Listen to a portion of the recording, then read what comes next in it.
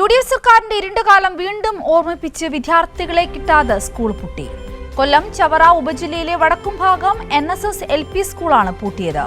Vadakkumbhagam NSS കരയോഗത്തിന്റെ ഉടമസ്ഥതയിലുള്ള aided സ്കൂളിൽ 6ാം പ്രവൃത്തി ദിനത്തിലെ കണക്കെടുപ്പിൽ ഒരു വിദ്യാർത്ഥി പോലും ഉണ്ടായില്ല.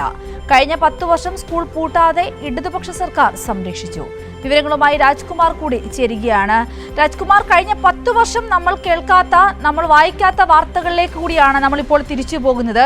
ഈ കഴിഞ്ഞ 10 വർഷക്കാലം സർക്കാർ സ്കൂളുകളിൽ എത്രത്തോളം മികവുണ്ടായിരുന്നു എന്ന് നമ്മൾ കണ്ടതാണ്. ഇപ്പോൾ ഇതാ വീണ്ടും രാജ്കുമാർ പറഞ്ഞതുപോലെ ആ ഒരു ഇരുണ്ട കാലത്തിലേക്കുള്ളൊരു തിരിച്ചുപോക്കാണല്ലേ? സങ്കടകരമായ കാര്യമാണ്. പ്രത്യേകിച്ച് ഈ ഗ്രാമാന്തരീക്ഷത്തിൽ നിൽക്കുമ്പോൾ ഇവിടെയുള്ള ഈ നാട്ടുകാർ മുഴുവനും 1953 ഓരോ വീട്ടിലും ഇവിടുത്തെ പ്രാദേശിക NSS കരയോഗം കുടം വെച്ച് അതിൽ അരി ശേഖരിച്ച് നെല്ല് ശേഖരിച്ച് അത് വിറ്റ് ആ പണം കൊണ്ട് നിർമ്മിച്ചതാണ് ഈ സ്കൂള്. ഏതാണ്ട് 450 സ്കൂളുകൾ ഉണ്ടായിരുന്നു, 450 വിദ്യാർത്ഥികൾ ഉണ്ടായിരുന്നു. അവിടെ നിന്നാണ് ഇപ്പോൾ ആരുമില്ലാതെ, ഈ കുട്ടികളില്ലാതെ, അധ്യാപകരില്ലാതെ അനാഥമായി ഈ അവസ്ഥയിലേക്ക് പോയതാണ്ട്. ഈ പൂട്ട് കണ്ടോ അമ്മേ, വാ, ഇത് കണ്ടോ, ഈ പൂട്ടിട്ട് ഇതങ്ങ് പൂട്ടി. ഈ അമ്മ ഇവിടെ പഠിച്ചതല്ലേ? വാ, ദാണ്ട ഈ അമ്മ ഈ സ്കൂളിൽ പഠിച്ച ഒരു വിദ്യാർത്ഥിനിയാണ്. ഈ സ്കൂള് പൂട്ടിപ്പോയല്ലോ. തീർച്ചയായിട്ടും സങ്കടമുണ്ട്. ഞാൻ പഠിച്ച സമയത്ത് 3ഉം 4ഉം ഡിവിഷൻ വീതം ഉണ്ടായിരുന്നു. ഇപ്പം പിന്നെ എന്തോ കുട്ടികളെല്ലാം ഇപ്പം എല്ലാം പുതിയ കാര്യങ്ങളല്ലേ, എല്ലാവരും അങ്ങ് ഇംഗ്ലീഷ് മീഡിയം എന്ന് പറയുമ്പോൾ അതൊരു ഇതല്ലേ, ആ രീതിയിൽ അങ്ങ് പോയതല്ലാതെ ഇപ്പം ഞാനെന്ത് പറയാനാ. അല്ലല്ല, ഒരുപാട് മാറ്റങ്ങളുണ്ട്. സ്കൂളൊക്കെ ഞാൻ പഠിക്കുമ്പം 2 കെട്ടിടം അപ്പുറം ഉള്ളായിരുന്നു, പിന്നെ വെച്ചത് അതല്ല. എൻ്റെ പേര് അംബിക. ഇപ്പം ഈ അംബിക കണ്ടല്ലോ. ഇനി വേറെയും തന്നെ ഇവിടുത്തെ പൂർവ്വ വിദ്യാർത്ഥികൾ ഇവിടെ ഈ മഴയത്ത് ഇവിടെ മാറിയുണ്ട്. അവരെ കൂടി കാണാം. അപ്പോൾ അവർക്ക് കൂടി ചിലത് പറയാനുണ്ട്.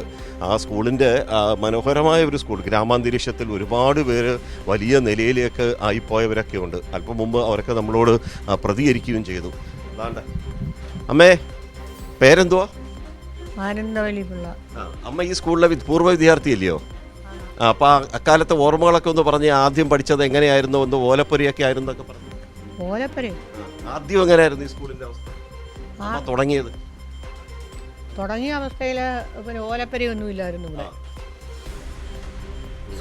ചെറിയൊരു സ്കൂളുണ്ടായിരുന്നു, പിന്നെ ആ വലുത് വന്നത്. കാലത്ത്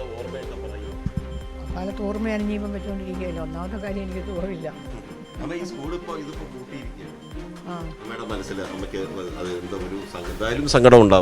ഉണ്ടാവും, ആരൊക്കെയായാലും ഉണ്ടാവും. അതുമല്ല, മുറ്റത്ത് കിടക്കുന്ന അമ്മ എന്നും കണ്ടുകൊണ്ടിരിക്കുകയാണ് പതിറ്റാണ്ടുകളായി. അന്നത്തെ അധ്യാപകരൊന്നും ഇപ്പോൾ ഇല്ലല്ലോ കൂടെ. അധ്യാപകരും ഇല്ല, വിദ്യാർത്ഥികളും ഇല്ല, എല്ലാവരും പോയി. ചേട്ടാ ഇവിടെ പഠിച്ച എന്തൊക്കെയാ പറയാനുള്ളത്? എന്തോ, ഞാൻ 1962 1ാം ക്ലാസ് ഇവിടെ പഠിച്ചതാണ്. അന്ന് 2 പള്ളിക്കൂടെ തെക്കും വടക്കും.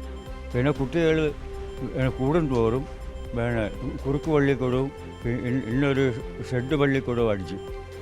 അങ്ങനെ 1480 കുട്ടികൾ ഈ സ്കൂളിൽ ഞാൻ പഠിക്കുമ്പോൾ ഉണ്ടായിരുന്നു. ഞാൻ 5 വരെ ഇവിടെ പൂർത്തീകരിച്ചു. അതിൽ ആദ്യമുള്ള വാദ്യന്മാരെന്ന് പറഞ്ഞാൽ ഇനി ഒരാളെ മരിക്കാൻ നമ്മൾ കള്ളിയിൽ സാറ് ബാബാ സാർ. അതൊക്കെ പിന്നെ വന്നെയാ. സ്കൂൾ അടച്ചു. നമുക്കൊരു പ്രയാസമുണ്ട്. ഒരു NSSൻ്റെ ഒരു സ്കൂളിനകത്ത് 10 കുഞ്ഞുങ്ങളെ ഇവിടെ പഠിപ്പിക്കാനുള്ള ഇല്ലെന്നുള്ള ഒരു ദുഃഖം ഇപ്പോഴും നമുക്കുണ്ട്. ജൈവം 10-71 വയസ്സുണ്ട്. ഇനിയിപ്പോൾ അടുത്ത വർഷം മുതൽ ഉണ്ടാവണമെങ്കിൽ ഉണ്ടാകട്ടെ. നല്ല കാര്യമല്ലേ NSSൻ്റെ സ്കൂൾ വരുന്നത്. പോയോ, ഇനി കിട്ടത്തില്ലയോ? ഇതാണ് മറ്റേ ഇതിൻ്റെ ഓഫീസിൽ നിന്ന്, വിദ്യാഭ്യാസ ഓഫീസ് പറയുന്നത് അത് അടച്ചു. ആരുമില്ലാതെ, കുട്ടികളില്ല, വിദ്യാർത്ഥികളില്ല, അധ്യാപകരില്ല. പിന്നെ എങ്ങനെയാണ് ഇത് അനുവദിക്കുന്നതെന്നാണ് അവരുടെ ചോദ്യം. പിന്നെ ഫിറ്റ്നസ് ഇല്ല, സ്കൂളിന് ഫിറ്റ്നസ് സർട്ടിഫിക്കറ്റ് ഇല്ല 3 വർഷമായി.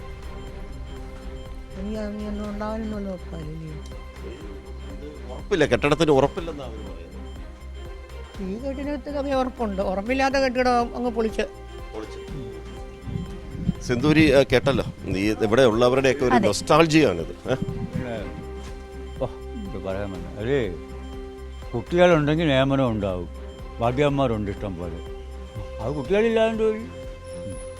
കുട്ടികളെ സംരക്ഷിച്ച് നിർത്തണ്ടേ?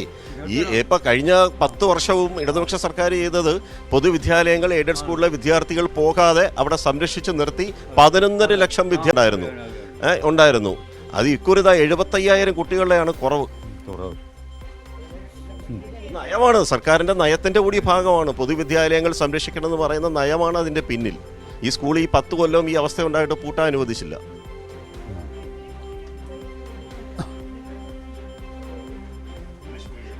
അവിടെ പോയ കുഞ്ഞുങ്ങളെല്ലാം പിന്നെ നമ്മളിപ്പോൾ വല്ലതും ചെയ്യാൻ പറ്റുമോ? നമ്മുടെ പിന്നെ ആളുകളുടെ എല്ലാം ആഗ്രഹം അവരെ അങ്ങ് ഇംഗ്ലീഷ് പഠിപ്പിച്ചേതാണ്ട് കാര്യം സാധിച്ചെടുക്കാൻ നിൽക്കുകയാണ്. നല്ലതെന്ന് പറയാനാ. മലയാളത്തോട് പുച്ഛം. മലയാളത്തോട് പുച്ഛമില്ല. നമ്മൾ മലയാളികളല്ലയോ, അത് പുച്ഛം വരുകയും. സിന്ദൂരി വികാരപരമായിട്ടാണ് അമ്മയും അവരെല്ലാം. പേരെന്തുവായിരുന്നു? എൻ്റെ പേര് രാധാകൃഷ്ണൻ.